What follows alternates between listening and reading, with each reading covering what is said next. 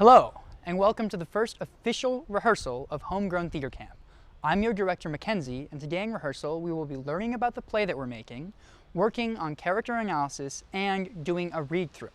You or your parents should have gotten an email from us yesterday or a few days ago with all of the materials that you'll be needing to rehearse with us this week. So the first thing, the most important thing, is the script that we're working on, and that script should look something like this. This is an early version, so yours probably looks better than this. So the play that we're doing this week is The Sword in the Stone. The second thing is a camp outline, and that just explains what we're doing every day of the week in rehearsal. So it says what's in the camp videos, like this one, and it also says what you'll be doing and what you're assigned to do in independent work after the videos. So you can refer back to that throughout the week if you have any questions or you just need to know what we're supposed to do and what we're going to do each day. We'll have 4 rehearsals together, and then after we're done with those, you can perform the play for your family at home or share it with your friends on social media. Before you start working on any play, it's important to know a bit about the play's context and the story itself. Now, The Sword in the Stone, here in this version adapted by my friend Anthony Delaney, is based on an old Arthurian legend. Now, I am not a knight, nor was I alive in the 11th century, so I'm not really familiar with Arthurian legend. But my friend Anthony at least looks like a knight, so maybe he can tell us a little bit about the story and its context. Well,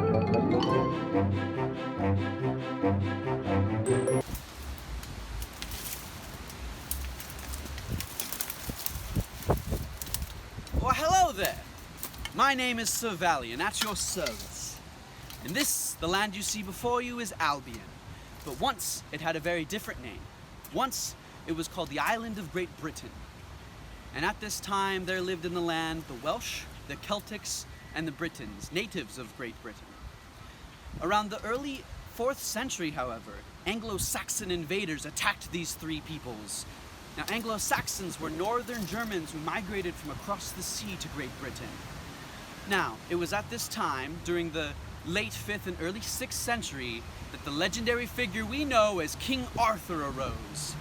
He may have fought for the Welsh, the Celtics, or the Britons. History is very vague on that point. But what we do know is he had many successful victories against the Anglo-Saxons. In fact, he was so successful in his war against them that he created a 70 to 100-year peace between all the peoples of Great Britain.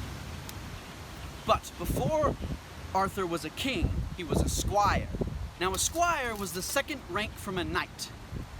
A knight would take in a squire to be his apprentice and to teach him how to become a knight. And in return, the squire would perform simple yet important tasks, such as saddling the knight's horse, feeding it, brushing it, making sure it's clean, or carrying the knight's weapons and armor and polishing them would need be. The knight would even sometimes lead their squire into combat, and the squire would raise their flag and banner high on the battlefield. Now, the knight led their squire into combat so that way the squire would have the chance to prove themselves worthy. If a squire proved themselves worthy, they would be given a dubbing, which was the ceremony where a squire became a knight. Speaking of, I seem to have misplaced my squire. Ward! Where are you, Ward? My armor needs polishing. Hey! Where did you run off to? Now that we've got some background, we can finally get into what actually happens in the play. But to do that, we have to go inside.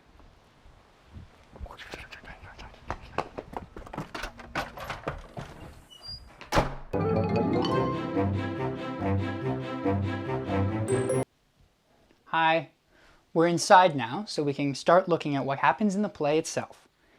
The play begins in Act 1, Scene 1, with Merlin writing in his journal. He tells of a great prophecy and the oncoming of an undead army to take over all of Albion, the land that the play is set in, and how the only way to stop it is for the true ruler to find the sword in the stone and take it out.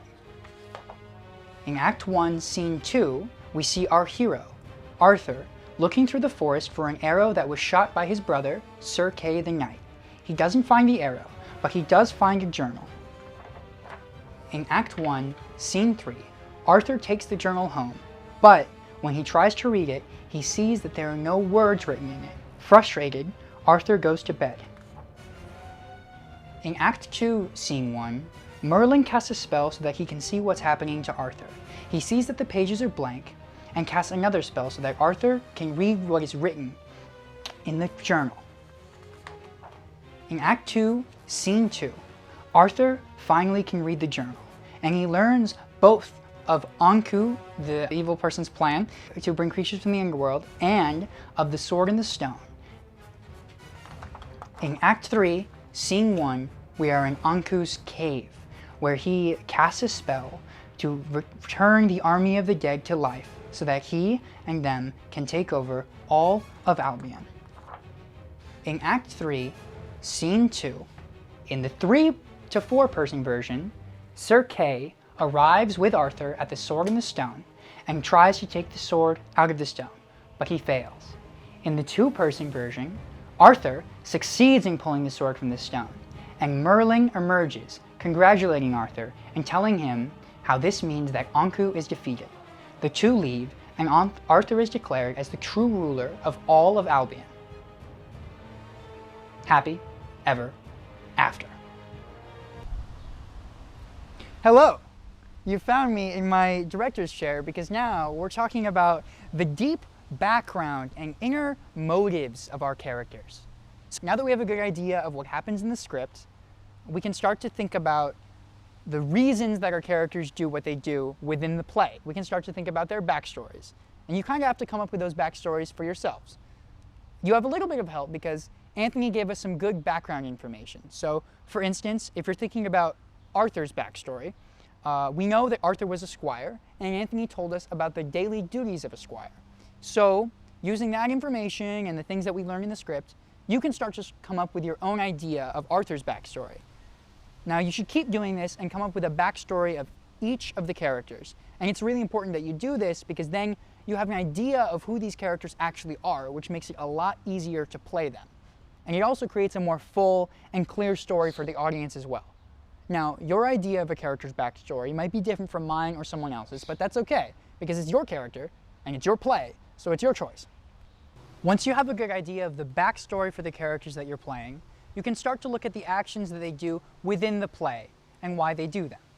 So, within each scene, a character has an objective, which is what they want.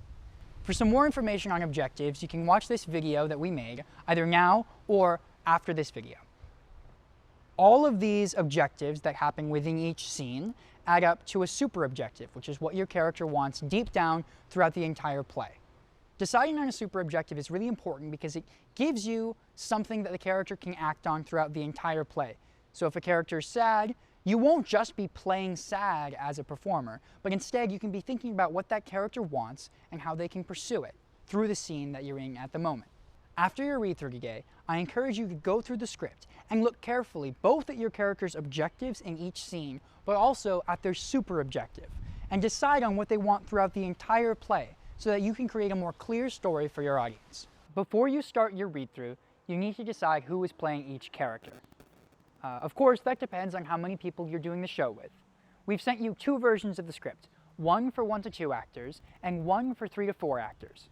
If you think that you have siblings or someone who would like to join in, we encourage you to invite them and get them involved in playing a part. But if you're doing the show alone, that's okay too. We've got a version for you as well. Now, if you are doing the one-person version, the answer to the question, which characters am I playing, is pretty simple. All of them. But if you're doing it in a group, you want to take a minute to decide who will play each character. Now, when you're deciding on your own casting, a thing to consider could be details about the characters, who they are and what they're like, and who out of you would like to play them. So, for instance, if you're older, maybe you'll want to play the wizard Merlin and let someone younger play Arthur. But details like age, gender, and that sort of thing aren't really too important for Homegrown Theatre Camp, because what's most important is that you pick a character, you commit to it, and you have fun with it. Once you have your characters decided, you can begin your read-through. Now, even if you're performing alone, make sure that you're reading your character's lines and the stage directions out loud. You can go back and read it again if there's anything that you don't understand. I'll tell you right now, there's magical spells in the script that are in Latin, so don't feel bad if you don't understand those, because I don't speak Latin either. But any other words that you don't understand, something you're unfamiliar with, you can look that up and write down what it means in the script. You can also write down any notes or ideas that you have with a pencil. Don't feel bad writing in the script because we're going to be filling these with notes as we go throughout the week. Then, take some time to think about those objectives that we talked about. Write down your character's objectives and their super objective. Once you have all that, you have a good foundation from which you can base your performance. So I'm here in front of my garage, in front of our unfinished set, in my director's chair, to talk about just that, directors. Usually directors will tell you where to stand, when to move, and sometimes even how to act. But our performances are going to be a little bit more homegrown. I don't know what your performance space looks like, so I can't tell you where to stand. And I don't know who you are. I'm probably never going to meet you in person, so I can't really tell you how to act either. So instead, at Homegrown Theater, we'll be giving you exercises and lessons so that you can make those choices for yourself. And you can start making those choices today. You have some background information on the play, and you know what happens in The Sword and the Stone. Do your read-through, decide on the background and the objectives of your characters, and then get on your feet and start to play with how these characters talk and move. Tomorrow we'll give you a little bit more information on that. Until then, good luck. I'll see you tomorrow. Thank you for watching Homegrown Theatre Camp. You can subscribe to join the cast and download the script from our website. Follow us on Instagram and let us know if you have any questions during your rehearsal. Homegrown Theatre Camp is produced by Blixt Locally Grown, with support of the Nebraska Arts Council, the Nebraska Cultural Endowment, the Pearle Francis Finigan Foundation, Union Bank and Trust, and generous individual donors.